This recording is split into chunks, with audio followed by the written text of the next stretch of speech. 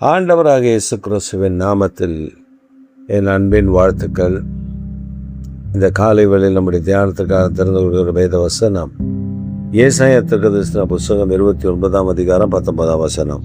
சிறுமையானவர்கள் கர்த்தருக்குள் மிகவும் மகிழ்ந்து, மனுஷரில் எளிமையானவர்கள் இஸ்ரவேலின் பரிசுத்தருக்குள் களி கூறுவார்கள்.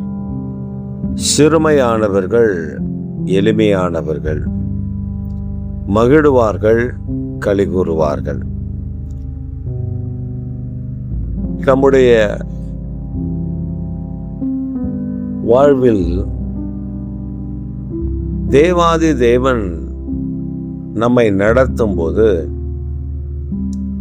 நமக்குள் மகிழ்ச்சியும் கலிகூறுதலும் வரும். அவர் சின்னவன் ஆயிரம் சிறியவன் பலத்த ஜாதியுமாய் மாற்றுகிற தேவன்.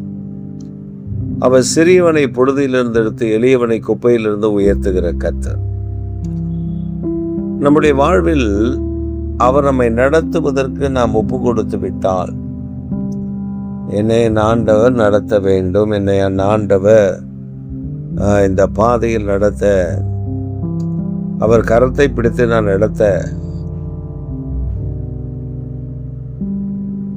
அவர் கரத்தை பிடித்து நான் நடக்க பழகி கொள்ளுகிறேன் என்று சொல்லி எந்த ஒரு மனிதன் தெய்வத்தினுடைய அனுக்கிரகத்தை சார்ந்து நடக்கிறானோ அந்த மனிதன் சிறுமையானவனாய் இருந்தாலும் எளிமையானவனாய் இருந்தாலும் களி கூர்ந்து மகிழ்ச்சி அடைகிறதை இந்த வேதம் நமக்கு சுட்டி காட்டுகிறது. எப்படி இவர்களுக்கு மாத்திரம் மகிழ்ச்சி, இவர்களுக்கு மாத்திரம் களி கூறுதல் அப்படி என்றால், நம் ஆராதிக்கிற தேவன் எவ்வளவு அன்புள்ளவர், இரக்கமுள்ளவர், கிருபை உள்ளவர். நம்மை பிசாசு சிறுமைப்படுத்த நினைப்பான். மனுஷிக வல்லமைகள் நம்மை சிறுமைப்படுத்த நினைக்கும்.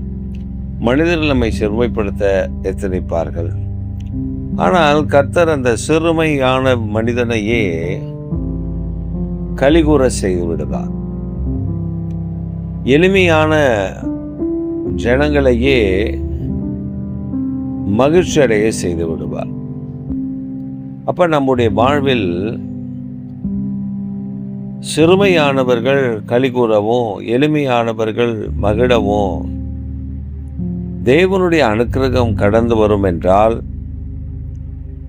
நம்முடைய வாழ்வில் அப்படி என்ன மாற்றத்தை ஆண்டவர் கட்டளையிடுவார். இப்போ நீங்கள் அன்னாள் புஸ்தகத்தில் அந்த 1 சாமுவேல் புஸ்தகம் அன்னாளை குறித்து வேதம் சொல்லுகிற 1 அதிகாரம் 2 அதிகாரத்தில் வாசிப்பீர்களானால், எல்கானா நேசிக்கிற அன்பான மனைவி. ஆனால் அவனுடைய நாச்சியாருக்கு குழந்தை இருந்தது, அன்னாளுக்கோ குழந்தை பாக்கியம் இல்லை. நித்தமும் அன்னாளை வேதனைப்படுத்துவார் தன் நாச்சியார். அவள் தேவாலயத்துக்கு வரும் பொழுதெல்லாம் அழுது கொண்டே வருவாள், அழுது கொண்டே போவாள். இந்த காலகட்டம் அவளுக்கு மிக கொடுமையானது தான். ஆனால் ஒரு நாள் அவள் தேவாலயத்துக்கு வரும் பொழுது ஒரு தீர்மானம் எடுக்கிறாள். இந்த நாளில் நான் போய் என் தேவனுடைய சமூகத்தில் என் இருதயத்தை ஊற்றிவிட்டு இனி நான் கவலை இல்லாமல் இருக்க போகிறேன். அவர் என்னை நடத்தும்படி, அவர் எனக்கு நன்மை செய்யும்படி, அவர் என்னை ஆசீர்வதித்து உயர்த்தும்படி, அவர் என்னை மேன்மைப்படுத்தும்படி நான் அவருடைய கரத்தில் ஒப்பு கொடுக்க போகிறேன் என்று சொல்லி he made a decision with the Lord when he came out from his hometown. அவள் தன்னுடைய பட்டணத்திலிருந்து புறப்பட்டு வரும் பொழுது அவள் ஒரு தீர்மானத்தோடு வருகிறாள். இங்கே வந்த பொழுது எல்கானா பலி செலுத்தும்படி ஆயத்தப்படுத்துகிறார்கள். ஆனால் அண்ணாலோ அங்கே இல்லை. அவள் புறப்பட்டு தேவாலயத்துக்குள்ள வந்து ஜெபிக்கிறான். புறப்பட்டு தேவாலயத்திற்குள்ள வந்து தேவனை நோக்கி விண்ணப்பம் பண்ணுகிறான். சத்தமெல்லாம் ஒன்றும் போடலை, வாய் மட்டும் அசையுது, இருதயம் தேவனோடு பேசுது.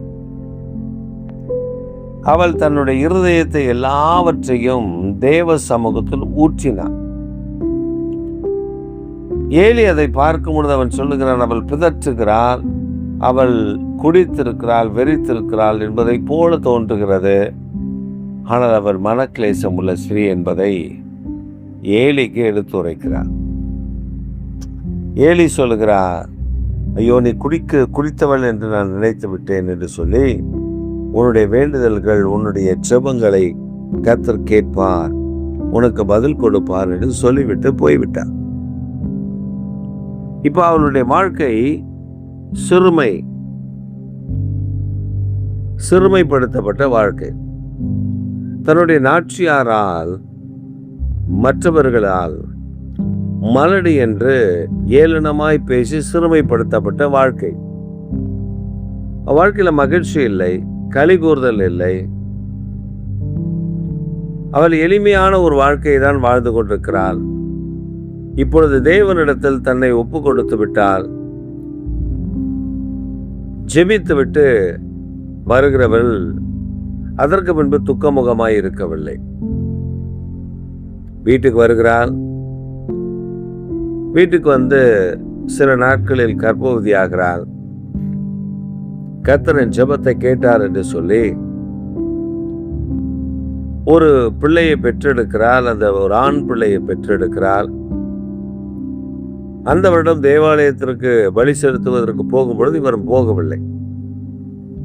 பிள்ளை பால் மறந்த பின்பு நான் அந்த பிள்ளையை கூட்டிக் கொண்டு போகிற வேண்டும் என்று சொல்லி தன் புருஷனிடத்துல சொல்லிவிட்டாள். அந்த நாளுக்காக காத்திருக்கிறாள். குழந்தை பால் மறந்தது. அதை கொண்டு வருகிறாள். ஏலியின் இடத்துல சொல்லுகிறாள், நான் இங்கே வந்து ஜெபித்த பொழுது நீ பேலியாலின் மகளா என்று சொல்லி கேட்டேன். நான் மனக்லேசம் உள்ள ஸ்ரீ என்று சொன்னேன். நீர் என்னை ஆசீர்வதித்தீர். நீர் ஆசீர்வதித்ததினாலே இதோ ஒரு குழந்தை கர்த்தர் எனக்கு தந்தார். அதை கர்த்தர் தருகிற முதலாம் குழந்தை அவருக்கே வளர்ப்பேன் என்று சொல்லி நான் ஒப்பு கொடுத்திருந்தேன். அந்த ஒப்பு கொடுத்தபடி இந்த குழந்தையை வளர்ப்பதற்கு உங்களிடத்தில் ஒப்பு கொடுக்கிறேன் என்று சொல்லுகிறார். ஒரு சிறுமையானவள் தான், ஒரு எளிமையானவள் தான், வாழ்க்கையில கஷ்டங்களும் துன்பங்களும் அனுபவித்தவள் தான். ஒரு பிள்ளை பிறக்காத ஒரு இடத்துல ஒரு குழந்தை பிறக்கிறது. அந்த குழந்தை மேல் அவளுக்கு எவ்வளவு பாசம் உள்ளவளாய் நேசம் உள்ளவளாய் இருக்கிறார். ஆனால் அதை கொண்டு வந்து தேவாலயத்தில் கொடுத்து விட்டு அவள் சென்று விட்டார். வேதம் சொல்லுகிறது, பின்பு 5 குழந்தைகளை அவள் பெற்றெடுத்திருக்கிறார்.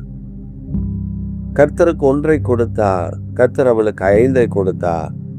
அவள் வாழ்க்கையில சிறுமை மாற்றப்பட்டு மகிழ்ச்சி களி கூறுதல் உண்டானது.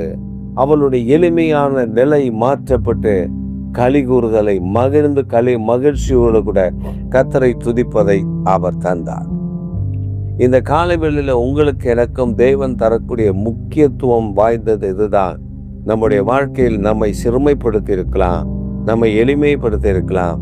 ஆனால் நம்முடைய தேவனாகி கர்த்தருடைய கரத்தை நாம் பிடித்து கொள்ளும் பொழுது, நம்முடைய ஜெபங்கள் அவருக்கு உகந்ததாய் மாறும் பொழுது, நம்முடைய சிறுமை மாற்றப்படும், எளிமை நீக்கப்படும்.